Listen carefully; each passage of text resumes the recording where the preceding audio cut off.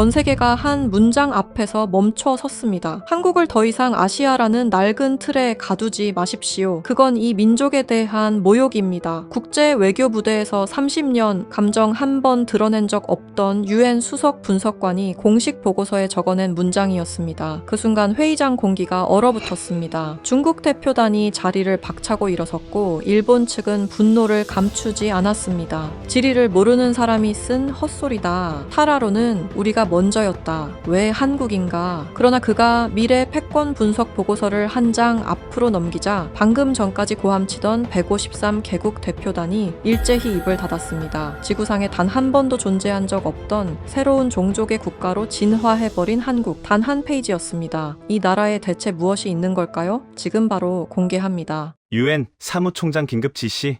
봉투를 열었습니다. 첫 장은 단 2줄이었습니다. 본건의 조사 책임자를 알렉산더 뒤브아 경제개발국 국장으로 지정한다. 저는 그 2줄을 3번 읽었습니다. 그리고 다음 장을 넘겼습니다. 제목은 이랬습니다. UN 신입 직원 근무지 선호도 조사 결과 및 개발도상국 외교 정책 전환 동시 분석 보고서. 손가락이 서류를 넘기는 속도가 느려졌습니다. 첫 번째 파트는 UN 신입 직원 배정 선호도 조사였습니다. 매년 실시하는 조사인데 저는 이 결과를 거의 들여다본 적이 없었습니다. 결과가 항상 뻔했거든요. 미국 뉴욕 본부, 스위스 제네바, 프랑스 파리, 영국 런던. 이 네 곳이 해마다 1, 2부터 4위를 사이좋게 나눠 가졌습니다. 30년 동안 단 한 번도 그 순서가 바뀐 적이 없었죠. 그런데 이번 결과를 보는 순간 저는 정말로 눈을 비볐습니다. 1위, 대한민국 서울. 2위, 독일 본. 3위, 캐나다 오타와. 미국은 4위였습니다. 스위스는 6위였습니다. 파리는 8위였습니다. 저는 즉시 데이터 분석팀에 전화를 걸었습니다. 이 조사 결과 확인해 본 거야? 대한민국이 1위로 나와 있는데 입력 오류 아닌가? 5분 후 돌아온 대답은 짧았습니다. 오류 아닙니다. 3번 검증했습니다. 게다가 표 차이가 2위와 2배 이상 납니다. 저는 전화를 끊고 의자에 등을 기댔습니다. 표 차이가 2배. 그냥 1위가 아니라는 얘기였습니다. 압도적인 1위라는 얘기였죠. 더 놀라운 건 다음 파트였습니다. 개발도상국 68개국 공동 외교 성명. 이것도 이번 봉투에 들어 있었습니다. 저는 아침에 이 성명의 제목만 봤을 때는 뭔가 외교적 수사가 담긴 선언문이겠거니 했습니다. 그런데 내용을 읽으면서 저는 점점 표정이 굳어졌습니다. 케냐 외교부 장관 공식 발표. 앞으로 한국과의 협력을 최우선 순위로 설정하며 기존 주요 7개국과의 협력 틀은 전면 재검토할 것입니다. 에티오피아 개발협력처 결정. 한국의 개발 모델을 국가 발전 전략의 기준점으로 삼고 한국과의 공동 프로젝트에 국가 예산의 30%를 우선 배정합니다. 베트남 총리실 발표. 한국은 우리의 가장 중요한 전략 파트너입니다. 미국이나 중국보다 우선합니다. 볼리비아 대통령 선언. 한국은 우리를 이해하는 유일한 선진국입니다. 목록은 끝이 없었습니다. 방글라데시, 탄자니아, 페루, 인도네시아, 세네갈, 캄보디아, 아프리카, 아시아, 중남미의 개발도상국들이 한 목소리로 한국을 불렀습니다. 그리고 문서 마지막 장에는 이 성명들에 대한 미국 국무부와 유럽연합, 외교 담당 기관의 반응이 첨부되어 있었습니다. 미국은 긴급 대응 회의를 소집했습니다. 유럽연합은 대응 전략 검토에 들어갔습니다. 저는 문서를 덮었습니다. 창밖을 바라봤습니다. 파리의 늦은 오후 햇살이 창문을 비추고 있었습니다. 두 개의 현상이 동시에 같은 방향을 가리키고 있었습니다. UN 내부에서 일하고 싶은 나라 1위 한국, 개발도상국들이 가장 먼저 손을 내미는 나라 한국. 이 둘이 같은 시점에 아무 연관도 없는 두 개의 독립된 집단에서 동시에 터져 나왔다는 건 우연이 아니었습니다. 머릿속이 복잡했습니다. 저는 솔직히 말하면 한국에 대해 깊이 생각해 본 적이 없었습니다. 그 나라는 제 관심 밖이었습니다. 경제 규모로는 세계 10위권이지만 국제 질서에서 실질적인 영향력을 행사하는 나라라고 생각한 적이 없었어요. 아시아에는 미국의 동맹으로서 안보적 가치가 있는 나라, 반도체와 자동차를 잘 만드는 나라, 최근엔 드라마와 음악이 유행하는 나라, 그 이상도 이하도 아니었습니다. 그런데 지금 제 손에 들린 이 문서들은 그 인식이 완전히 틀렸을 수도 있다고 말하고 있었습니다. 저는 일어나서 사무실 안을 서성이기 시작했습니다. 바로 그때였습니다. 사무실 문이 열렸습니다. 나디아였습니다. 그녀는 아침에 그 대화 이후로 처음 얼굴을 내밀었습니다. 손에는 태블릿을 들고 있었고 눈빛에는 뭔가 확인하고 싶다는 기색이 역력했습니다. 보셨죠? 봉투요. 봤어. 저는 짧게 대답했습니다. 나디아가 조심스럽게 들어오면서 말했습니다. 국장님, 저도 처음엔 이해가 안 됐어요. 작년에 코이카 현장 방문 전까지는요. 한국이 뭘 그렇게 잘하길래 개발도상국들이 저렇게 반응하나 싶었습니다. 코이카가 뭔데? 한국국제협력단이요. 우리 유엔처럼 한국에서 개발 원조를 담당하는 기관입니다. 저는 르완다에서 그 팀이 진행하는 농업기술 이전 사업을 직접 봤어요. 저는 나디아를 바라봤습니다. 거기서 뭘 봤어? 나디아가 잠시 망설이다가 입을 열었습니다. 한국 농업 전문가들이 르완다 농부들과 밭에 같이 앉아서 밥을 먹고 있었어요. 점심을요. 현지 음식을 같이 손으로요. 저는 미간을 찌푸렸습니다. 그게 뭐가 특별한 거야? 국장님, 저는 세계은행이 파견한 전문가들도 봤고 유럽 원조 기관 팀원들도 봤습니다. 그 사람들이 현지 농부들이랑 같은 자리에서 밥을 먹는 걸 본 적이 없어요. 항상 따로 먹었습니다. 숙소도 달랐고요. 저는 그 말이 마음에 걸렸지만 표정을 바꾸지 않았습니다. 나디아, 밥을 같이 먹는다고 개발 협력의 질이 달라지는 건 아니잖아. 달라졌습니다. 실제로요. 그 마을 수확량이 사업 시작 3년 만에 3배가 됐어요. 그리고 한국 전문가들이 떠난 뒤에도 그 농부들이 스스로 이웃 마을에 가서 기술을 가르치기 시작했습니다. 한국 사람들이 시킨 것도 아닌데요. 저는 잠시 말이 없었습니다. 나디아가 계속했습니다. 국장님, 한국은 전쟁이 끝난 직후에 1인당 국민소득이 $67였어요. 오늘날 아프리카 최빈국보다도 낮은 수준이었습니다. 그 나라가 70년 만에 $30,000를 넘겼습니다. 500배가 넘는 성장이에요. 그리고 원조를 받던 나라에서 원조를 주는 나라로 바뀐 건 전 세계 역사상 한국이 유일합니다. 저는 그 수치를 머릿속으로 굴렸습니다. $67, $30,000, 500배. 알고는 있었습니다. 그 통계를. 하지만 그게 지금 이 상황과 연결이 되는 순간 뭔가 다른 무게감으로 다가왔습니다. 나디아? 예. 내 생각엔 그게 왜 중요한데? 경제 성장한 나라가 한국만은 아니잖아. 나디아가 조용히 대답했습니다. 경제 성장 자체가 중요한 게 아니에요. 그 성장을 이룬 사람들이 고통이 무엇인지 기억한다는 게 중요한 겁니다. 케냐 농부들이 그 한국 전문가들에게 마음을 연 이유가 뭔지 아세요? 그 전문가 중 한 명이 이렇게 말했대요. 우리 할아버지도 이런 땅에서 이렇게 일했다고요. 저는 그 말이 이상하게 깊이 꽂혔습니다. 나디아가 나간 뒤 저는 다시 의자에 앉아 천장을 바라봤습니다. 30년 동안 저는 국제관계에서 중요한 건 결국 힘과 이익이라고 믿어왔습니다. 누가 더 많이 줄 수 있는가? 누가 더 강한가? 그 논리로 세상을 읽어왔습니다. 그런데 지금 제 손 안에 있는 이 2개의 보고서는 그 논리로는 설명이 되지 않는 현상을 담고 있었습니다. 인구 5천만의 작은 나라, 세계 10위권 경제, 미국도 아니고 중국도 아니고 유럽도 아닌 한국이 왜 수십 개 개발도상국의 선택을 받고 왜 세계에서 가장 우수한 젊은 인재들이 가장 일하고 싶은 나라로 꼽히는 걸까요? 마침 그때 책상 전화가 울렸습니다. 사무총장실이었습니다. 알렉산더, 내일 오전 10시에 와. 사무총장의 목소리는 짧고 무거웠습니다. 봉투 읽었지? 읽었습니다. 생각은? 저는 잠시 말을 고르다가 솔직하게 대답했습니다. 아직 설명이 안 됩니다. 전화기 너머로 짧은 침묵이 흘렀습니다. 그래서 자네가 가야 해. 설명이 안 되는 걸 설명해야 하는 사람이 자네야. 전화가 끊겼습니다. 저는 수화기를 내려놓고 창밖을 바라봤습니다. 파리의 밤이 깔리고 있었습니다. 내일 아침 저는 사무총장을 만날 것입니다. 그리고 아마도 한국행 이야기가 나올 것입니다. 그게 두렵지 않았냐고요? 솔직히 말하면 두려웠습니다. 그러나 그 두려움은 한국이 무서워서가 아니었습니다. 혹시 제가 30년 동안 틀려왔을지도 모른다는 생각이 처음으로 찾아왔기 때문이었습니다. 다음날 아침 10시 정각, 저는 사무총장실 문을 두드렸습니다. 사무총장 하비에르는 스페인 출신의 64살 베테랑 외교관이었습니다. 유엔에서 35회를 보낸 사람이었죠. 그가 긴급 호출을 하는 경우는 1년에 손에 꼽을 정도였습니다. 저는 그 희귀한 호출을 이틀 연속 받고 있었습니다. 회의실에 들어서자 이미 4명이 앉아 있었습니다. 개발협력국 부국장 티에리, 외교정책 분석관 클라우스, 그리고 나디아, 그리고 마지막으로 데이터 분석팀장 라르스였습니다. 라르스는 덴마크 출신의 40대 초반 분석관이었습니다. 조직 내에서 저와 기질이 가장 비슷한 사람이었죠. 숫자 외에는 믿지 않는 스타일이었습니다. 그가 이 자리에 있다는 건 이 문제가 단순한 외교 보고서 수준을 넘어섰다는 의미였습니다. 하비에르가 자리에 앉으며 말했습니다. 어제 보고서 다들 읽었지? 모두가 고개를 끄덕였습니다. 한 가지만 먼저 확인하겠어. 라르스. 데이터 신뢰도. 라르스가 태블릿을 열며 말했습니다.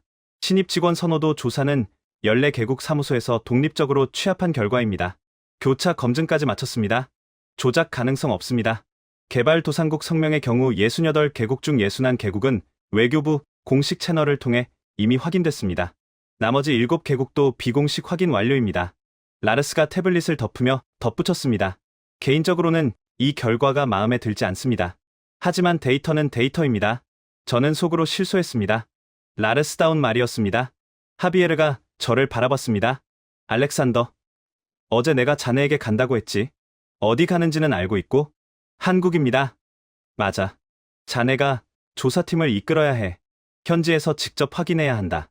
이 두 가지 현상의 원인을, 왜 젊은 인재들이 한국을 원하는지, 왜 개발도상국들이 한국을 선택하는지, 저는 고개를 끄덕였습니다. 하비에르가 계속했습니다. 그리고 하나 더. 자네 어제 보고서 기억하지? 한국이 개발협력 철학이 부족하다는 거. 기억합니다. 그 보고서 때문에 르완다, 탄자냐, 베트남 세 나라 대표부에서 공식 항의가 들어왔어. 어제 오후에 저는 잠시 말이 없었습니다. 세 나라가 동시에요? 동시에 각자 독립적으로. 하비에르가 의자의 등을 기대며 말했습니다. 알렉산더, 나는 자네를 30년 가까이 알아. 자네가 틀린 보고서를 낸 적이 없었지. 그래서 이번 일이 더 의미 있어. 자네가 틀렸다면 우리 조직 전체가 뭔가 중요한 걸 놓치고 있다는 뜻이니까. 저는 그 말에 무게를 느꼈습니다. 하비에르가 일어서며 말했습니다. 출발은 사흘 뒤야. 나디아와 라르스가 동행한다. 그리고 그가 잠시 멈추더니 말했습니다. 열린 마음으로 가게. 자네 특기인 결론 먼저 내는 습관. 이번 한 번만 내려놓고. 저는 그 말이 약간 불쾌했습니다. 하지만 부정할 수가 없었습니다. 회의실을 나오면서 라르스가 옆으로 붙었습니다. 국장님, 솔직히 말하면 저도 아직 납득이 안 됩니다. 한국이 1위라는 게요. 나도 마찬가지야. 그런데 라르스가 잠시 망설이다가 말했습니다. 제가 어젯밤에 한국 관련 데이터를 뒤져봤거든요. 한 가지 수치가 계속 머릿속에 남아서요. 뭔데? 전쟁이 끝나던 해 한국의 1인당 국민소득이 $67입니다.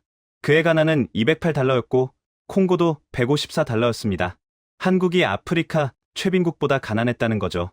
그런데 지금은 $30,000가 넘습니다. 70년 만에 500배 이상이에요. 저는 걸음을 멈췄습니다. 그 수치 알고 있었어? 알고 있었는데 그냥 넘겼습니다. 숫자로만 봤을 때는 그냥 고도성장 사례구나 싶었는데요. 어젯밤에 다시 보니까 다르게 읽히더라고요. 어떻게? 라르스가 짧게 대답했습니다. 그 나라 사람들은 굶어본 적이 있다는 거죠. 실제로요. 저는 그 말을 곱씹으며 복도를 걸었습니다. 사흘 후 출발 당일 아침, 공항으로 향하는 차 안에서 저는 창밖을 바라봤습니다. 파리의 새벽거리가 빠르게 지나갔습니다. 인천까지 비행시간은 11시간이었습니다. 저는 기내에서 한국에 관한 자료를 읽기 시작했습니다. 읽으면 읽을수록 이상했습니다. 이 나라를 저는 왜 이렇게 몰랐을까요? 아니, 알고 있다고 생각했는데 사실은 아무것도 몰랐던 건 아닐까요? 비행기가 구름 위로 올라갔습니다. 저는 서류를 덮고 눈을 감았습니다. 지금 제가 향하고 있는 그 나라에서 저는 무엇을 발견하게 될까요? 3번의 면담이 끝나고 저는 잠깐 자리에서 일어났습니다. 창가에 서서 파리 거리를 내다보다가 나디아에게 물었습니다. 다음 사람 있어? 나디아가 명단을 확인하더니 말했습니다. 한 명 더 있습니다. 아마도예요. 세네갈 출신입니다. 저는 고개를 끄덕이고 다시 자리에 앉았습니다. 잠시 후 들어온 사람은 20대 후반의 젊은 남성이었습니다. 키가 크고 말랐습니다. 세네갈 출신으로 파리 정치대학원을 나왔다고 했습니다. 유엔에 들어온 지는 1년이 됐다고요. 저는 그를 보면서 생각했습니다. 앞에 세 사람은 전부 유럽이나 남미 출신이었습니다. 아프리카 출신이 한국에 가겠다고 자원한 건 처음이었습니다. 저는 물었습니다. 아마도 씨, 왜 한국입니까? 그가 자리에 앉으면서 잠시 저를 바라봤습니다. 대답하기 전에 생각을 고르는 것 같았습니다. 국장님, 솔직하게 말씀드려도 됩니까? 물론이죠. 저는 세네갈에서 자랐습니다. 어릴 때부터 원조라는 걸 봤어요. 유럽에서 오고 미국에서 오고 중국에서 오는 사람들을요. 그 사람들이 우리 마을에 뭔가를 짓고 떠났습니다. 학교도 짓고 병원도 짓고 우물도 팠어요. 그가 잠깐 멈췄습니다. 그런데 그 학교에 선생님이 없었습니다. 그 병원에 의약품이 없었습니다. 그 우물은 2년 만에 고장났는데 고칠 줄 아는 사람이 없었어요. 저는 그 말을 들으며 펜을 내려놨습니다. 원조가 왔다 가면 우리는 항상 그 자리에 있었습니다. 달라진 게 없었어요. 아니, 어떤 면에서는 더 나빠졌습니다. 우리가 스스로 뭔가를 할 수 있다는 믿음이 없어졌거든요. 누군가 와서 해줄 거라는 생각만 남았습니다. 저는 고개를 끄덕였습니다.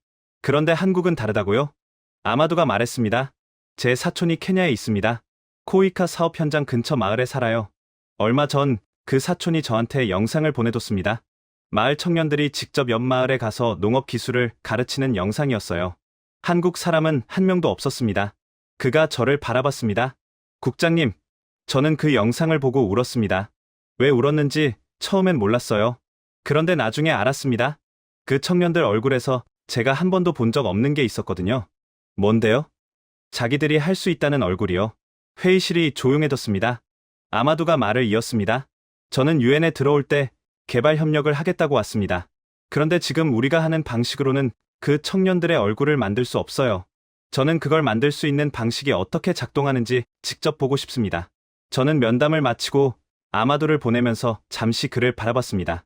앞에 세 사람은 한국에 대한 정보를 읽고 분석해서 그 나라를 원했습니다. 그런데 아마두는 달랐습니다. 그는 자기 사촌의 영상에서 봤습니다. 얼굴 하나에서요. 저는 문이 닫히고 나서 한참 동안 그 자리에 앉아 있었습니다. 자기들이 할 수 있다는 얼굴. 저는 그 말이 이 모든 이야기의 핵심을 담고 있다는 생각이 들었습니다. 그런데 아직 그게 왜 핵심인지 완전히 설명할 수 없었습니다. 그 답은 한국에 가서 찾아야 했습니다. 나디아가 문을 열고 들어왔습니다. 국장님, 연담 다 끝났습니다. 출발은 내일 모레예요. 저는 고개를 끄덕이며 자리에서 일어났습니다. 나디아? 예. 아마두, 팀에 포함시켜. 나디아가 잠깐 놀란 표정을 지었습니다. 정원이 이미 찼거든요. 자리가 만들어? 저는 코트를 집어들고 사무실을 나왔습니다. 사흘은 빠르게 지나갔습니다. 아마두의 합류 서류를 정리하고 현지 일정을 다시 짜고 나니 어느새 출발 당일 아침이었습니다. 인천공항에 내리는 순간 저는 뭔가 이상하다는 걸 느꼈습니다. 공항이 제가 상상한 것과 달랐습니다. 동남아시아의 현대적인 허브 공항들, 두바이나 싱가포르처럼 압도적인 규모와 화려함을 앞세우는 공항들을 생각했습니다. 그런데 인천공항은 달랐습니다. 크고 깨끗했지만 그보다 먼저 눈에 들어온 건 따로 있었습니다. 질서였습니다. 설명하기 어려운 종류의 질서였습니다. 사람들이 빠르게 움직이는데 부딪히지 않았습니다. 표지판이 많지 않은데 헤매는 사람이 없었습니다. 수화물은 우리가 입국장에 도착하기도 전에 컨베이어 위에서 돌고 있었습니다. 나르스가 중얼거렸습니다. 효율적이긴 한데 두바이나 싱가포르도 비슷하지 않나요? 저는 대답하지 않았습니다. 뭔가 달랐습니다. 그런데 그게 무엇인지 아직 말로 표현할 수 없었습니다. 그때 옆 통로에서 한 장면이 눈에 들어왔습니다. 나이지리아 여권을 든 70대 노인 여성이 출구 앞에서 멈춰 서 있었습니다. 방향을 잃은 것 같았습니다. 주변을 두리번거리는데 아무도 다가오지 않았습니다. 그러다 공항 직원 한 명이 다가갔습니다. 20대 초반의 젊은 직원이었습니다. 그 직원은 노인 여성의 짐을 들고 스마트폰 번역 앱을 꺼내 보여주면서 대화를 시작했습니다. 그리고 그 여성이 탈 교통편이 있는 곳까지 직접 걸어가며 안내했습니다. 15분쯤 걸렸습니다. 아무도 시킨 사람이 없었습니다. 다른 승객이 부탁한 것도 아니었습니다. 그 직원이 알아서 다가간 것이었습니다. 라르스가 말했습니다. 저게 교육받은 건지 아니면 원래 그런 건지 어떻게 알죠? 저는 그 말에 대답하지 않았습니다. 그런데 그 장면이 머릿속에서 지워지지 않았습니다. 공항을 빠져나와 서울로 향하는 차 안에서 저는 창밖을 내다봤습니다. 예상이 또 한 번 비틀렸습니다. 대도시 외곽의 풍경은 고층 아파트와 고속도로가 끝없이 펼쳐질 거라고 생각했는데 그 사이사이로 산이 보였습니다. 서울로 들어서면서도 마찬가지였습니다. 빌딩 숲 사이에 산이 있었습니다. 도시 안에 자연이 있는 게 아니라 자연 안에 도시가 들어온 것 같았습니다. 나디아가 조용히 말했습니다. 국장님, 저 산이요. 저게 북한산입니다. 도심에서 30분이에요. 저는 그 산을 바라봤습니다. 11월의 늦가을 색이 도시 한복판에 걸려 있었습니다. 호텔에 도착한 것은 저녁이었습니다. 체크인을 마치고 방에 들어간 저는 창가에 서서 서울의 야경을 바라봤습니다. 한강을 따라 불빛이 펼쳐져 있었고 그 너머로 산의 능선이 어둠 속에 잠겨 있었습니다. 이상하게도 이 도시가 처음부터 편안하게 느껴졌습니다. 저는 그 느낌이 불편했습니다. 내일부터 본격적인 일정이 시작됩니다.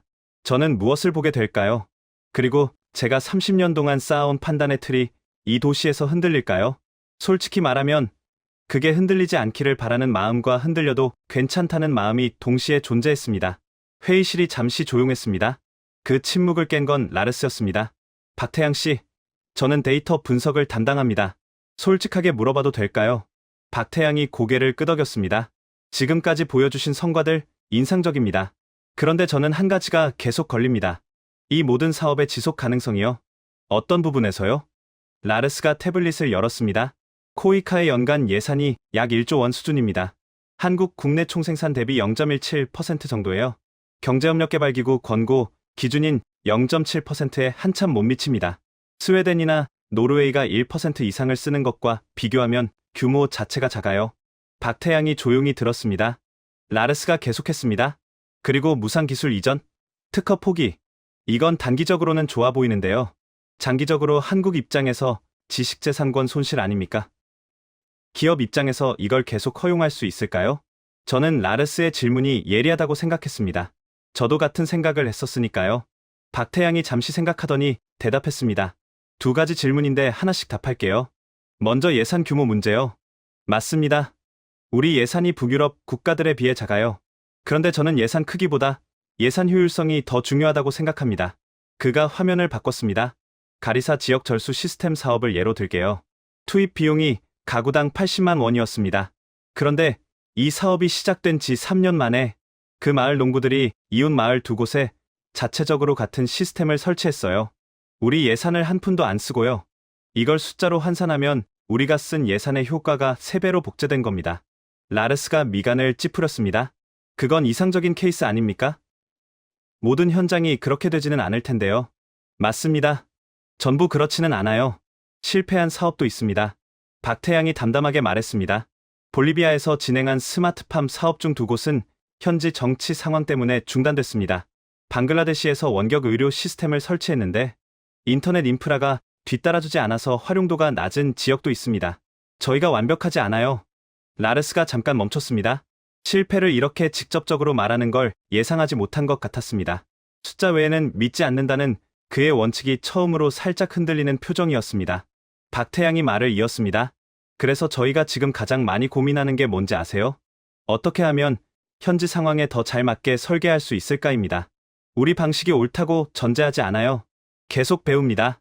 저는 그 말을 들으며 뭔가 다른 감각을 느꼈습니다. 자신의 한계를 인정하면서도 방향에 대한 확신이 흔들리지 않는 사람의 말이었습니다. 라르스가 두 번째 질문으로 넘어갔습니다. 특허 포기 문제요. 이건 한국 기업들이 동의하는 겁니까? 기업 입장에서는 손해 아닌가요? 박태양이 고개를 저었습니다. 기업 입장을 제가 대변할 수는 없어요. 그런데 한 가지 사실을 말씀드리면 이 사업들에 참여하는 기업들이 자발적으로 들어옵니다. 강제가 아니에요. 왜요? 이익이 없는데 단기 이익이 없는 거죠.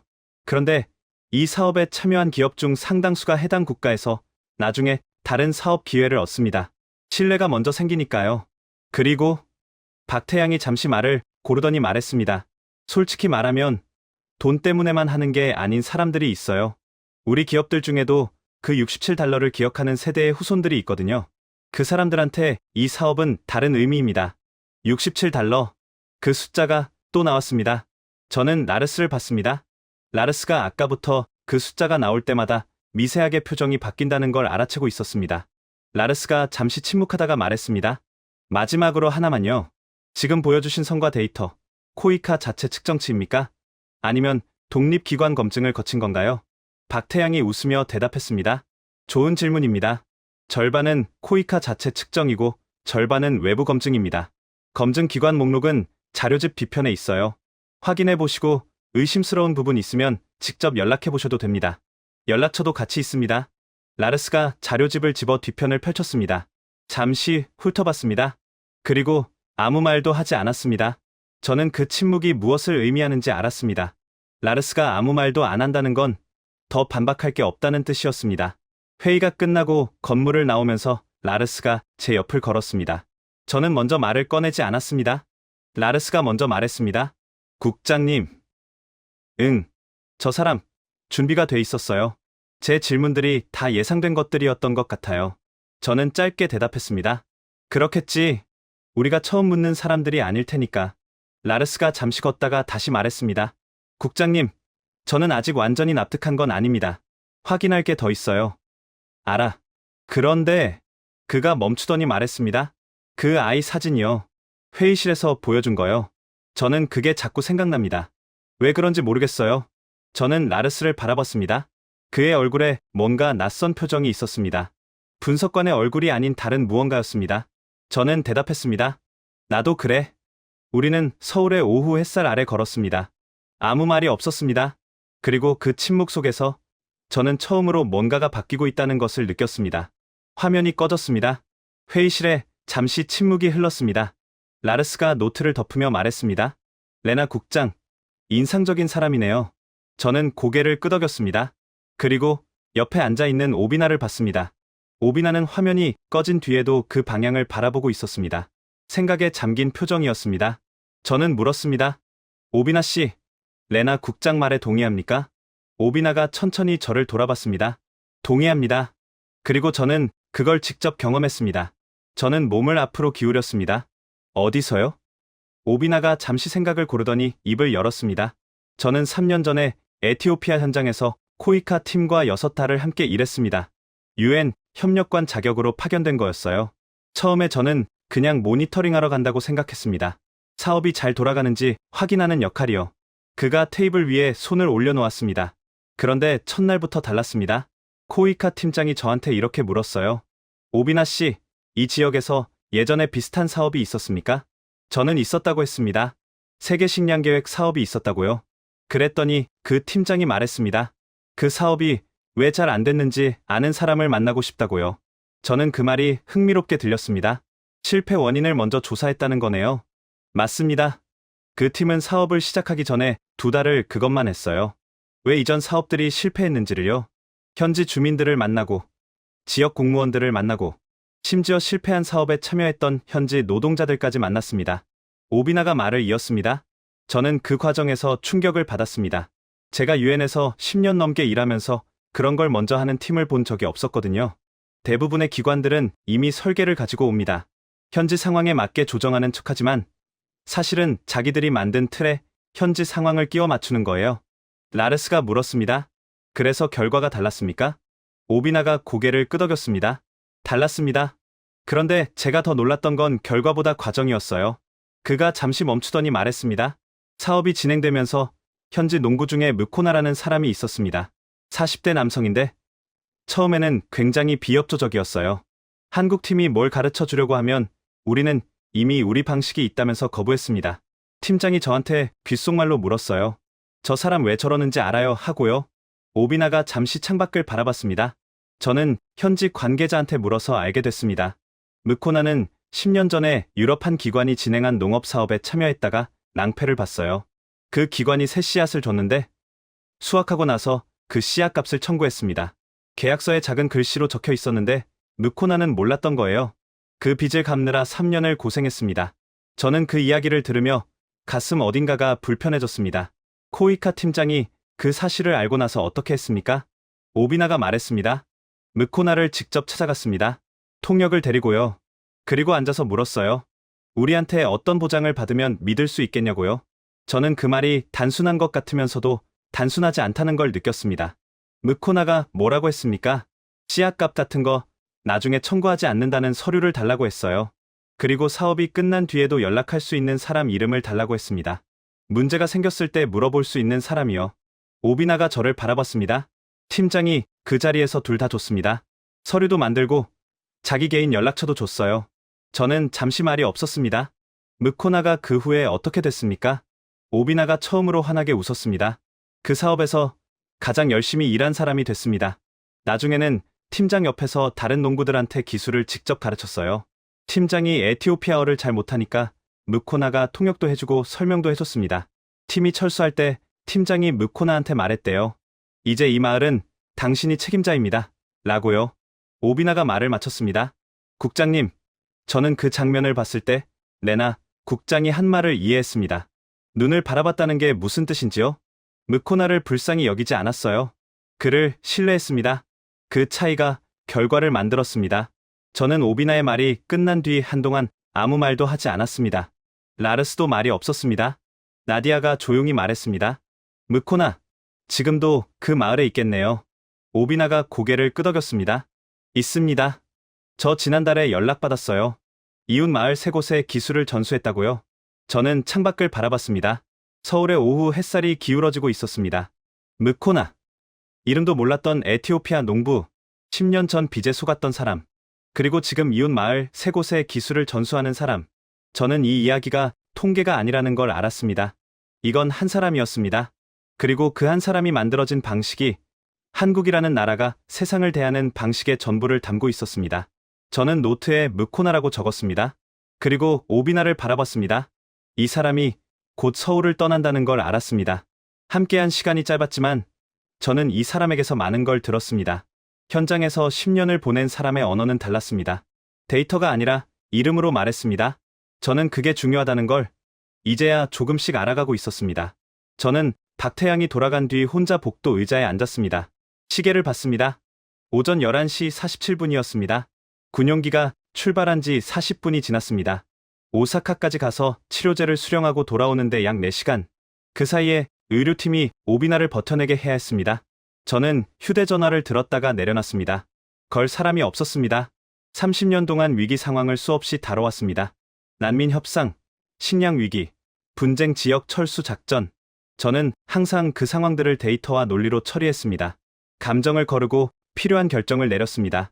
그런데 지금 저는 그냥 의자에 앉아 있었습니다. 아무것도 할 수 없는 상태로요. 나디아가 자판기에서 종이컵 커피를 뽑아 들고 왔습니다. 아무 말 없이 제 옆에 앉았습니다. 저는 컵을 받으며 말했습니다. 오비나가 이걸 버틸 것 같아? 나디아가 잠시 생각하다가 대답했습니다. 버틸 것 같아요. 그 사람 현장 경험이 얼마나 많은데요. 저는 그 말이 논리적이지 않다는 걸 알았습니다. 현장 경험과 기생충 감염은 관계가 없었으니까요. 그런데 이상하게 그 말이 위로가 됐습니다. 복도 저쪽에서 라르스가 걸어왔습니다. 그는 의자에 앉지 않고 복도 창문 앞에 서서 밖을 내다봤습니다. 한참 뒤 라르스가 말했습니다. 국장님, 저 어제 저녁에 한국 현대사 자료를 읽었습니다. 저는 고개를 들었습니다. 6.25 전쟁이 시작됐을 때 한국 국민의 상당수가 실제로 굶었습니다. 전쟁이 끝나고 나서도 먹을 것이 없어서 부모가 자식을 먹이지 못했어요. 아이들을 해외로 입양 보냈습니다. 수만 명이요. 그 시절 기록들을 읽는데 라르스가 잠시 멈췄습니다. 데이터가 아니라 사람이 보였습니다.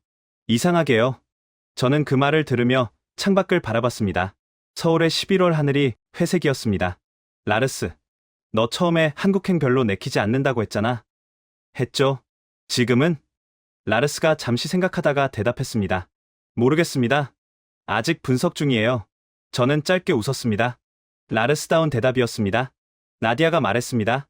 국장님, 저 한 가지 여쭤봐도 될까요? 해봐.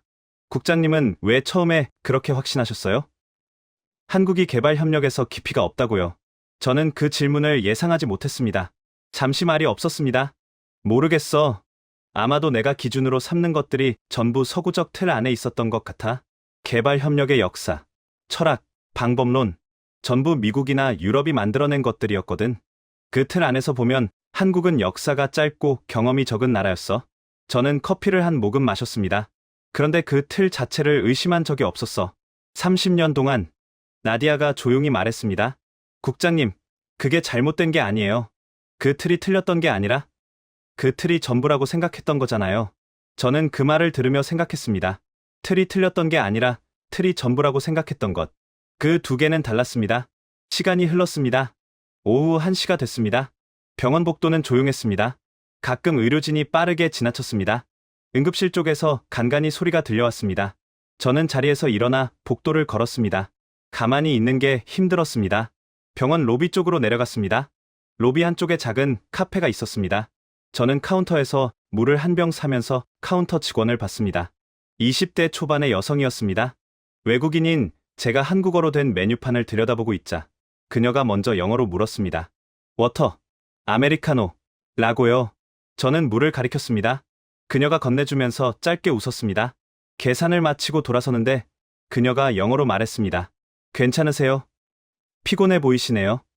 라고요. 저는 돌아봤습니다. 내 표정이 그렇게 보여요? 그녀가 잠깐 당황하더니 말했습니다. 소리. 저는 고개를 저었습니다. 아니요, 괜찮습니다. 감사해요. 로비를 나오면서 저는 그 짧은 교환을 생각했습니다. 병원 카페 직원이 지나가는 외국인 손님의 표정을 읽고 말을 걸었습니다. 그게 교육인지 성격인지 저는 아직도 몰랐습니다. 그런데 공항에서 그 직원을 봤을 때부터, 박태양을 만났을 때부터, 그리고 지금 이 카페 직원까지 뭔가 같은 결이 반복되고 있었습니다. 다시 복도로 올라왔습니다. 오후 2시 30분, 담당 의사가 나왔습니다. 저는 벌떡 일어났습니다. 상태가 어떻습니까? 의사가 말했습니다. 혈압이 떨어지고 있습니다. 빠르게는 아닌데 천천히 내려가고 있어요. 치료제 없이 버틸 수 있는 시간이 생각보다 빠듯해질 수 있습니다. 저는 즉시 박태양에게 전화를 걸었습니다. 군용기 지금 어디 있습니까? 지금 오사카에서 치료제 수령 완료했습니다. 15분 후 출발 예정입니다. 인천 착륙까지 2시간 10분 예상합니다. 저는 숨을 내쉬었습니다. 빨리 올 수 있는 방법이 없습니까? 비행기가 이미 최대 속도로 운항하도록 요청했습니다. 관제탑에도 우선 착륙 허가 협조 요청 들어간 상태입니다. 저는 전화를 끊고 의사에게 말했습니다. 2시간 조금 넘게 남았습니다. 버틸 수 있습니까? 의사가 짧게 대답했습니다. 최선을 다하겠습니다. 그 말이 전부였습니다. 저는 다시 의자에 앉았습니다. 나디아가 제 옆에 앉아 있었습니다. 라르스는 창가에 서 있었습니다. 아무도 말하지 않았습니다. 저는 그 침묵 속에서 이상한 것을 느꼈습니다. 이 병원이, 이 복도가, 이 나라가 낯선 곳인데 낯설지 않았습니다. 오비나 한 사람을 위해 이 나라의 시스템 전체가 움직이고 있었습니다. 군용기가 날아가고 있었습니다. 의료팀이 자리를 지키고 있었습니다. 아무 이해관계 없이요. 저는 문득 생각했습니다. 이 나라가 $67였던 시절, 이 나라 사람들은 누군가의 도움으로 살아남았습니다. 그 도움이 어떤 모습이었는지 이 나라 사람들은 몸으로 기억하고 있었습니다. 그리고 지금 그 기억이 이 복도에서, 저 응급실 안에서, 하늘 위의 군용기 안에서 움직이고 있었습니다. 오후 4시 22분, 박태양에게서 전화가 왔습니다. 치료제 지금 병원으로 이송 중입니다. 20분 안에 도착합니다. 저는 일어섰습니다. 나디아도 일어섰습니다. 라르스도 창가에서 돌아섰습니다. 20분이 그렇게 길게 느껴진 적이 없었습니다. 오후 4시 41분, 치료제가 도착했습니다. 담당 의사가 직접 달려나와 수령했습니다. 그리고 병실로 들어갔습니다. 저는 그 장면을 유리창 너머로 바라봤습니다. 의사의 손이 빠르고 정확하게 움직였습니다. 간호팀이 양쪽에서 보조했습니다. 그리고 기다렸습니다. 오비나가 회복하는 동안 저는 호텔 방에 혼자 있었습니다. 노트북을 열었습니다. 새 문서를 만들었습니다. 그리고 첫 줄에 이렇게 썼습니다. 한국은 개발 협력에서 철학적 깊이가 부족하다. 저는 그 문장을 30초 동안 바라봤습니다. 그리고 전체 선택 후 삭제를 눌렀습니다. 한 글자도 남지 않은 빈 화면을 바라봤습니다. 저는 30년 동안 보고서를 써왔습니다. 단어를 고르는 것이 두려웠던 적이 없었습니다. 결론이 망설여진 적도 없었습니다. 그런데 지금 이 빈 화면 앞에서 저는 한참 동안 아무것도 쓸 수 없었습니다. 30분쯤 지났을 때 문을 두드리는 소리가 났습니다. 나디아였습니다. 그녀는 들어오자마자 제 화면을 봤습니다. 빈 화면을요? 많이 쓰셨네요. 저는 쓴웃음을 지었습니다. 앉아. 나디아가 맞은편 의자에 앉았습니다. 저는 잠시 생각하다가 말했습니다. 나디아, 내가 틀렸어. 그녀가 아무 말도 하지 않았습니다. 회의장에서 르완다 대표가 반박했을 때 나는 감정적인 발언이라고 넘기려 했어. 이사벨라가 같은 눈높이 어쩌고 했을 때도 젊은 이상주의라고 생각했어. 레나의 증언도 처음엔 외교적 수사로 들었어. 저는 창밖을 바라봤습니다. 어젯밤 오비나를 보면서 나는 처음으로 그 사람들이 맞았다는 걸 알았어. 나디아가 조용히 말했습니다. 국장님, 틀렸다는 게 아니에요. 몰랐던 거예요. 다른 겁니다. 다를 게 뭐가 있어. 결과는 같잖아. 다릅니다. 틀렸다는 건 알았는데도 그렇게 했다는 거잖아요. 국장님은 몰랐던 거예요. 그리고 지금 알았잖아요. 그럼 이제 쓰면 되는 거예요. 저는 그 말을 들으며 다시 화면을 바라봤습니다. 그때 또 문을 두드리는 소리가 났습니다. 라르스였습니다. 그는 들어오자마자 의자를 끌어다 앉으며 말했습니다. 저도 쓸 말이 있습니다. 국장님 보고서에 넣어도 될까요? 저는 그를 바라봤습니다. 라르스가 자발적으로 무언가를 하겠다고 말한 건 처음이었습니다. 말해봐.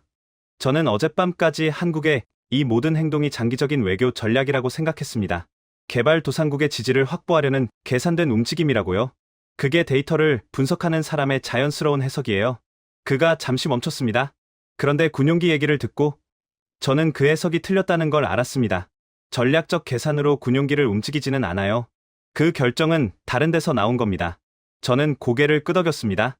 그날 밤 세 사람이 함께 보고서를 썼습니다. 저는 쓰고 나디아는 내용을 보충했고 라르스는 데이터를 검증했습니다. 새벽 2시가 넘어서야 초안이 완성됐습니다. 저는 제목을 입력했습니다.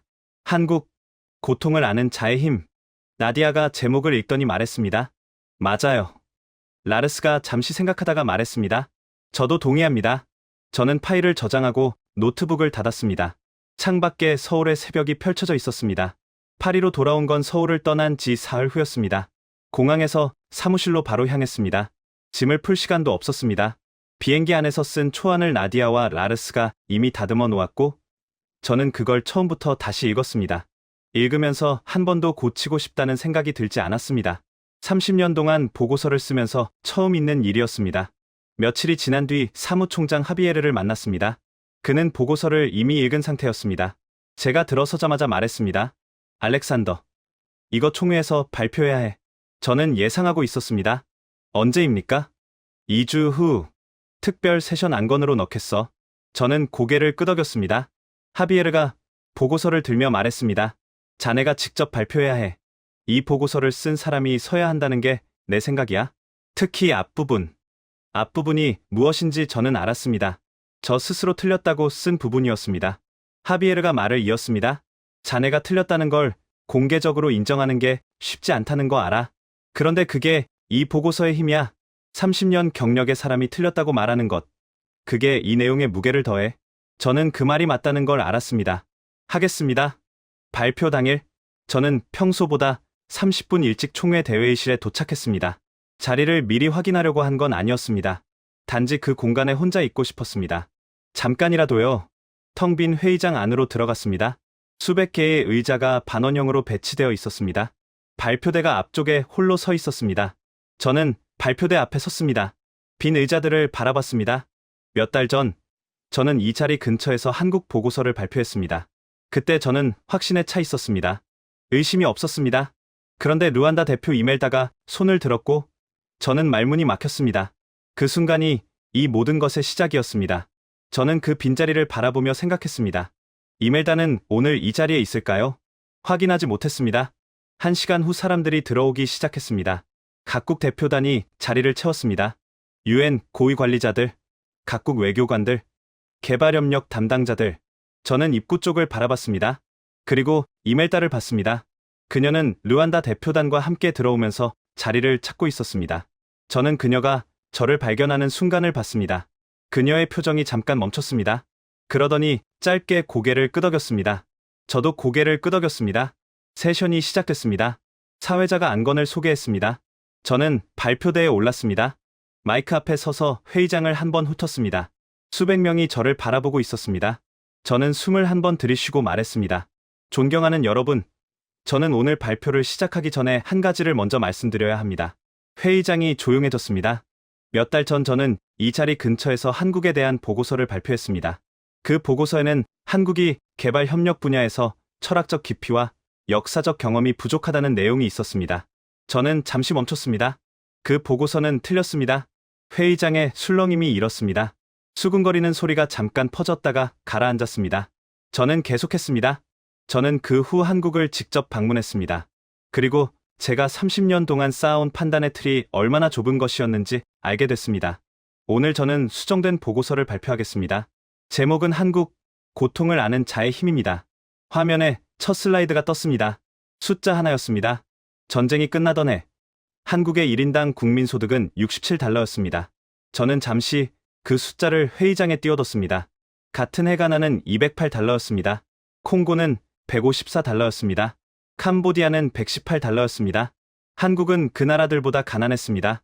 전쟁으로 모든 것이 파괴됐고 먹을 것이 없어서 전쟁이 끝난 뒤에도 오랫동안 아이들을 해외로 입양 보내야 했습니다. 수만 명이요. 국제사회의 원조로 연명했습니다. 저는 다음 슬라이드로 넘겼습니다. 오늘날 한국의 1인당 국민소득은 36,000달러입니다. 70년 만에 500배 이상의 성장입니다. 그리고 이것이 핵심입니다. 한국은 원조를 받던 나라에서 원조를 주는 나라로 전환된 역사상 유일한 사례입니다. 단 하나의 사례입니다. 저는 회의장을 천천히 바라봤습니다. 그런데 저는 한국에서 이 숫자보다 중요한 것을 발견했습니다. 이 성장의 기억이 어떻게 사람들의 행동으로 나타나는지를요. 저는 케냐 외교부 레나의 증언을 소개했습니다. 그녀의 말을 그대로 전했습니다. 레나 국장은 이렇게 말했습니다. 세계은행은 우리에게 돈을 줬습니다. 조건을 달아서요. 미국 국제개발처는 우리에게 프로그램을 줬습니다. 그들이 설계한 프로그램을요. 중국은 우리에게 인프라를 지었습니다. 중국 노동자들이요. 한국은 우리의 눈을 바라봤습니다. 회의장이 다시 조용해졌습니다. 여러분, 눈을 바라봤다는 게 무슨 뜻인지 처음에 저도 잘 몰랐습니다. 그런데 현장에서 하나씩 보면서 알게 됐습니다. 저는 박태양의 이야기를 했습니다. 케냐 가리사 지역 사업, 가구당 80만 원의 절수 시스템, 무상 기술 이전, 철수 후 현지 농부들이 스스로 이웃 마을에 같은 시스템을 설치한 이야기. 한국팀이 철수한 지 1년 후, 그 마을 농부들이 이웃 마을 두 곳에 스스로 같은 시스템을 설치했습니다. 한국 예산 없이요. 한국 사람 없이요. 스스로요. 저는 잠깐 멈췄습니다. 이게 가능했던 이유가 뭔지 아십니까? 한국팀이 처음 그 마을에 갔을 때 한 첫 번째 일이 농부들을 만나는 것이었기 때문입니다. 토양 데이터를 분석하러 간 게 아니라 농부들의 이야기를 들으러 갔습니다. 당신들은 무엇이 필요하냐고, 당신들의 농사는 어떻게 되어 있냐고, 당신들의 꿈이 무엇이냐고. 저는 화면을 바꿨습니다. 사진 한 장이 떴습니다. 박태양이 회의실에서 보여줬던 바로 그 사진이었습니다. 케냐의 여자아이, 컵에 담긴 물을 처음 마시는 아이. 이 아이는 이 사진이 찍히기 전까지 매일 5km를 걸어서 탁한 웅덩이 물을 길어왔습니다. 정수 시스템이 설치된 날, 이 아이가 처음으로 깨끗한 물을 마셨습니다. 저는 회의장을 다시 바라봤습니다. 여러 사람들의 표정이 바뀌어 있었습니다. 저는 한국 사업 총괄 책임자에게 물었습니다. 이 사업들이 한국에 어떤 이익이 됩니까? 경제적으로요? 그가 이 사진을 띄우며 대답했습니다. 저 아이의 눈빛이 이익입니다. 저는 잠시 말을 멈췄습니다. 저는 처음에 그 말이 감상적으로 들렸습니다. 그런데 그게 아니었습니다. 그건 그 나라가 집단적으로 갖고 있는 기억에서 나온 말이었습니다. 굶어본 사람은 굶주림을 압니다. 원조를 받아본 사람은 도움이 어떤 모습이어야 하는지 압니다. 한국은 그 기억을 잊지 않았습니다. 저는 오비나의 이야기를 했습니다. 차분하게, 사실대로 전했습니다. 쓰러짐, 희귀 바이러스, 치료제 없음, 군용기 출동, 밤샘 치료. 저는 한국 측 담당자에게 물었습니다. 왜 이렇게까지 합니까? 그가 대답했습니다. 한국 땅에서 쓰러진 사람입니다. 그게 이유입니다. 저는 회의장을 천천히 훑었습니다. 그 의사에게도 물었습니다. 그는 밤을 꼬박 세웠습니다. 그 환자의 나라도 아니고 이해관계도 없었습니다. 왜 이렇게까지 하냐고 물었습니다. 그 의사가 말했습니다. 우리 할아버지도 누군가가 이렇게 해줬습니다. 회의장에서 누군가 낮게 숨을 들이켰습니다. 저는 마지막 슬라이드를 띄웠습니다. 저희 조사팀은 다음을 제안합니다. 한국의 개발협력 모델을 국제사회가 함께 연구하고 표준화할 것. 기술과 자본이 아닌 공감과 기억이 진정한 협력의 동력이 될 수 있다는 것을 한국이 이미 증명했습니다. 저는 잠시 멈췄습니다. 그리고 저는 개인적으로 한 가지를 더 말씀드리고 싶습니다. 회의장이 완전히 조용해졌습니다. 몇 달 전 이 자리에서 르완다 대표가 손을 들고 저에게 반박했습니다. 저는 그때 대답하지 못했습니다. 오늘 그 자리에 다시 서서 말씀드립니다. 당신이 맞았습니다. 감사합니다. 저는 이멜다가 앉아있는 방향을 바라봤습니다. 이멜다는 고개를 들고 저를 바라봤습니다. 그리고 천천히 고개를 끄덕였습니다. 회의장에서 박수가 터져 나왔습니다. 처음에는 몇 군데서, 그 다음에는 전체에서요.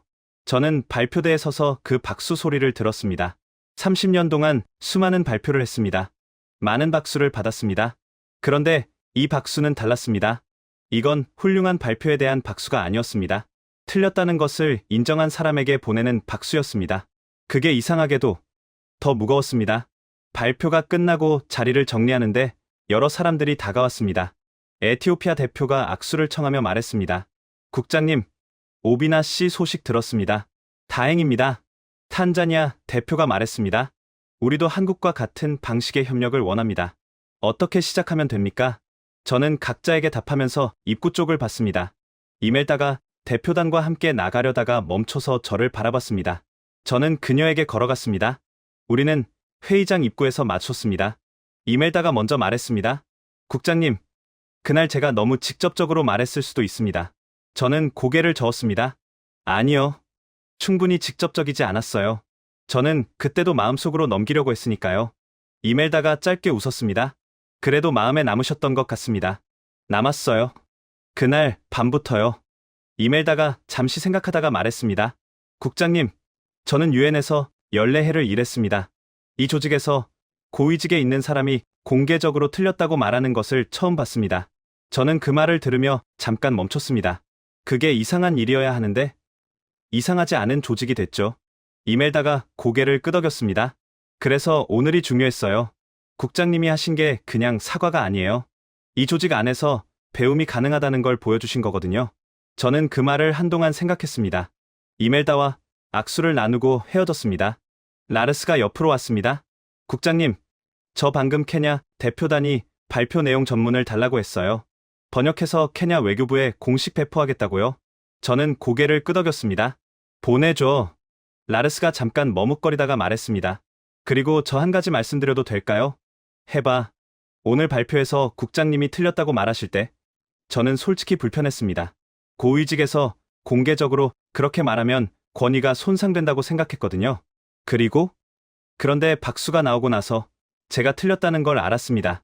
저는 라르스를 바라봤습니다. 라르스, 너 요즘 자주 틀렸다는 말 하네? 어쩔 수 없어요. 자꾸 틀리니까요. 저는 처음으로 크게 웃었습니다. 서울에 온 이후로 처음이었습니다. 회의장을 나오면서 저는 창밖을 봤습니다. 파리의 늦은 오후 햇살이 건물 사이로 들어오고 있었습니다. 저는 오비나에게 짧은 메시지를 보냈습니다. 발표 마쳤어요. 당신 이야기를 했습니다. 2분 후 답장이 왔습니다. 감사합니다. 저는 지금 나이지리아로 돌아갑니다.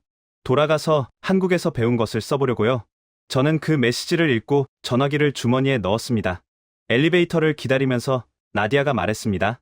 국장님, 오늘 어땠어요? 저는 잠시 생각했습니다. 30년 만에 처음으로 제대로 된 발표를 한 것 같아. 나디아가 웃었습니다. 저도 그렇게 생각했어요. 엘리베이터 문이 열렸습니다. 우리는 안으로 들어갔습니다. 문이 닫히면서 저는 회의장이 있는 쪽을 바라봤습니다. 이멜다가 맞았습니다. 진실은 결국 말을 합니다. 다만 조금 늦을 때가 있을 뿐입니다. 사무실로 돌아오는 길에 전화가 울렸습니다. 모르는 번호였습니다. 르완다 국가 코드였습니다. 저는 전화를 받았습니다. 알렉산더 국장님이십니까? 목소리를 알아봤습니다. 이멜다였습니다. 이멜다 국장님. 네. 총회 발표 보고서를 다시 읽었습니다. 공식 배포본으로요. 현장에서는 다 담지 못했던 말이 있었습니다. 꼭 전화를 드리고 싶었어요. 저는 걸음을 멈췄습니다. 어떻게 생각하십니까? 이멜다가 잠시 침묵했습니다. 그 침묵이 길지 않았는데 뭔가를 담고 있었습니다. 국장님, 저는 그날 총회에서 손을 들었을 때 솔직히 기대가 없었습니다. 무슨 기대요? 바뀔 거라는 기대요. 저는 유엔에서 14해를 일했습니다. 고위직에 있는 사람이 공개 석상에서 틀렸다고 말하는 걸 한 번도 본 적이 없었어요. 그래서 그날 손을 들었을 때도 그냥 제가 할 말을 했을 뿐이었습니다. 결과는 기대하지 않았어요. 저는 그 말을 들으며 창밖을 바라봤습니다. 그런데 국장님이 한국에 가셨다는 얘기를 들었을 때 저는 조금 달랐습니다. 달랐다고요? 혹시 모른다고 생각했습니다. 이 사람은 진짜로 가서 볼 수도 있겠다고요? 저는 잠시 말이 없었습니다. 이멜다가 계속했습니다. 국장님, 보고서에 나온 무코나 이야기 읽었습니다. 저는 놀랐습니다. 무코나 이야기는 보고서 본문이 아니라 부록 현장 증언 섹션에 들어간 내용이었습니다. 꼼꼼하게 읽은 사람만 볼 수 있는 곳이었습니다. 읽으셨군요. 3번 읽었습니다. 이멜다가 말했습니다. 국장님, 제 아버지가 르완다 농부였습니다. 내전이 있었을 때 우리 마을에도 여러 기관들이 왔습니다. 식량을 주고 갔습니다. 임시 학교를 세우고 갔습니다. 그런데 그 사람들 중에 제 아버지의 이름을 기억하는 사람은 없었어요. 저는 그 말을 들으며 몸이 굳는 것을 느꼈습니다. 무코나 이야기에서 코이카 팀장이 무코나를 찾아가서 이름을 불렀다는 부분이 있잖아요. 그냥 현지 농부가 아니라 무코나라고요. 이멜다의 목소리가 조금 낮아졌습니다. 저는 그 부분에서 책을 덮었습니다. 한참 동안요. 저는 전화기를 꽉 쥐었습니다. 이멜다가 말을 이었습니다. 국장님, 저는 지금 르완다 정부에 이 보고서를 공식 정책 참고 자료로 채택하자는 제안을 올렸습니다. 개발협력 담당 장관이 검토 중입니다. 좋은 방향으로 가고 있어요. 저는 그 말에 무게를 느꼈습니다. 감사합니다. 이멜다 국장님. 감사는 제가 드려야죠. 국장님이 가셔서 보고 오셨으니까요. 전화가 끊어졌습니다. 저는 한동안 그 자리에 서 있었습니다. 그날 오후 나디아에게서 메시지가 연달아 왔습니다. 첫 번째, 에티오피아 교육부 장관이 한국 원격 교육 시스템 도입 의향서를 코이카에 전달했습니다. 두 번째, 방글라데시 농업부가 한국 스마트팜 기술 이전 공식 요청서를 제출했습니다. 세 번째, 아프리카 연합개발협력 담당 국장이 알렉산더 국장님과 면담을 요청했습니다. 저는 메시지들을 읽으며 책상에 앉았습니다. 라르스가 사무실 문을 두드리고 들어왔습니다. 그는 노트북을 들고 있었습니다. 국장님, 보고서 인용 건수 집계해봤습니다. 얼마나 됩니까? 발표 후 72시간 기준으로 학술 논문 인용 14건, 각국 정부 내부 문서 인용 확인된 것만 23건입니다. 언론 인용은 세기가 어렵습니다. 저는 그 숫자들을 들으며 이상하게 숫자가 아닌 다른 것들이 떠올랐습니다. 이멜다의 아버지 이름을 기억하는 사람이 없었다는 말, 무코나가 빚에 속았던 3년, 아마도가 울었다는 그 영상, 케냐 여자아이 아모라. 라르스가 노트북을 덮으며 말했습니다. 국장님, 저 한 가지 여쭤봐도 될까요? 해봐요. 이 보고서가 실제로 뭔가를 바꿀 거라고 생각하십니까? 국제개발협력 방식을요? 저는 잠시 생각했습니다. 모르겠어요. 바꿀 수도 있고 아닐 수도 있죠. 그런데 왜 하는 겁니까? 저는 라르스를 바라봤습니다. 무코나가 이웃 마을 세 곳에 기술을 전수했잖아요. 코이카가 시킨 것도 아니고 예산을 준 것도 아닌데 그게 왜 일어났는지 라르스는 알아요? 라르스가 잠시 생각하다가 말했습니다. 누군가 그를 믿었기 때문이죠. 맞아요. 저는 창밖을 바라봤습니다. 이 보고서도 마찬가지예요. 이게 모든 걸 바꾸지는 않을 거예요. 그런데 어딘가에서 누군가가 이걸 읽고 한 사람의 이름을 기억하는 방식으로 일을 시작할 수 있어요. 그러면 된 거예요. 라르스가 잠시 그 말을 곱씹더니 말했습니다. 국장님, 저 서울에 가기 전이랑 많이 달라지셨습니다. 알아요. 저도 달라진 것 같습니다. 저는 짧게 웃었습니다. 라르스가 달라졌다면 진짜 뭔가 일어난 거네요. 라르스가 처음으로 소리내어 웃었습니다. 그 웃음소리가 사무실 안에 잠깐 머물렀습니다. 저는 그 소리를 들으며 생각했습니다. 30년 동안 이 사무실에서 수많은 보고서를 썼습니다.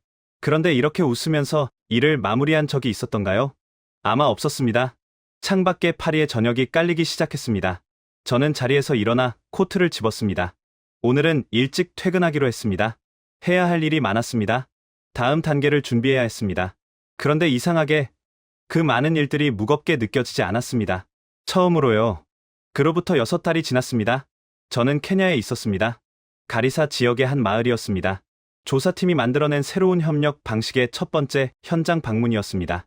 박태양이 말했던 그 스마트팜 마을이었습니다. 마을 이장이 직접 농장을 안내했습니다. 3년 전 코이카 팀이 설치한 절수 관계 시스템이 여전히 작동하고 있었습니다. 아니, 작동하는 수준이 아니었습니다. 마을 청년들이 직접 시스템을 관리하고 있었고, 이웃 마을 두 곳에 같은 방식으로 새로 설치하는 작업을 진행하고 있었습니다. 한국 전문가 없이요. 스스로요. 이장이 자랑스럽게 말했습니다. 우리 아이들이 이제 학교를 갑니다. 예전엔 물 길러 다니느라 못 갔거든요. 저는 그 말을 들으며 회의실에서 봤던 사진을 떠올렸습니다. 컵에 담긴 물을 처음 마시던 여자아이. 이장에게 물었습니다. 혹시 그 아이를 압니까? 코이카 팀이 처음 이 마을에 왔을 때 물을 처음 마셨다는 아이요. 이장이 방긋 웃었습니다. 압니다. 제 조카예요. 지금 학교 다닙니다. 3학년이에요. 이름이요? 아모라입니다. 저는 잠시 그 이름을 마음속에 담았습니다. 아모라. 며칠 뒤 오비나에게서 메시지가 왔습니다. 나이지리아 정부의 개발협력 정책 자문관으로 임명됐다는 소식이었습니다. 코이카와 나이지리아 정부 사이의 협력 사업을 직접 이끌게 됐다고요. 마지막에 이런 말을 덧붙였습니다. 국장님, 저는 이제 제가 케냐에서 받았던 것을 나이지리아에서 만들어 보려고 합니다. 저는 파리 사무실로 돌아와 책상에 앉았습니다. 책상 위에 사진 한 장을 올려뒀습니다. 오비나가 케냐를 방문했을 때 찍어서 보내준 사진이었습니다. 가리사 마을 학교 앞에 교복을 입고 서 있는 여자아이. 환하게 웃고 있었습니다. 뒷면에 오비나가 직접 쓴 메모가 있었습니다. 그녀의 이름은 아모라입니다. 저는 그 사진을 한참 바라봤습니다. 67달러에서 36,000달러가 된 나라의 이야기가 결국 이 아이의 이름으로 이어졌다는 게 이상하게도 당연하게 느껴졌습니다. 세상을 바꾸는 거대한 힘은 어딘가에 있는 게 아니었습니다. 누군가의 이름을 기억하는 것에서 시작됐습니다. 저는 보고서를 열었습니다. 새 챕터를 추가하기 시작했습니다. 제목은 이랬습니다. 한국이 우리에게 가르쳐 준 것. 고통의 기억은 무기가 되지 않는다. 그것은 손이 된다. 창밖에 파리의 저녁이 깔리고 있었습니다. 저는 타이핑을 계속했습니다. 여러분, 지금까지 유엔 개발협력국장 알렉산더의 한국 현장 보고서를 함께 하셨습니다. 전쟁이 끝나던 해 1인당 국민소득 67달러. 가나보다, 콩고보다 가난했던 나라. 전쟁 후에도 오랫동안 아이들을 해외로 입양 보내야 했던 나라. 그 나라가 70년 만에 500배 성장의 원조를 받던 나라에서 원조를 주는 나라로 전환된 역사상 유일한 사례가 됐습니다. 그리고 이제 세계 최고의 회의장에서 30년 경력의 유엔 국장이 이렇게 말했습니다. 한국은 우리의 눈을 바라봤습니다. 아무도 믿어주지 않던 시절이 있었습니다. 묵묵히 굶으면서도 포기하지 않은 사람들이 있었습니다. 그 기억이 오늘 케냐의 아모라라는 아이의 이름이 됐습니다. 이 이야기가 울림이 됐다면 댓글에 아모라 네 글자만 남겨주십시오. 그리고 이 영상을 공유해 주십시오. 여러분의 공유 하나가 한국이 어떤 나라인지를 세상에 알리는 일이 됩니다. 고통을 기억하는 민족은 무너지지 않았습니다.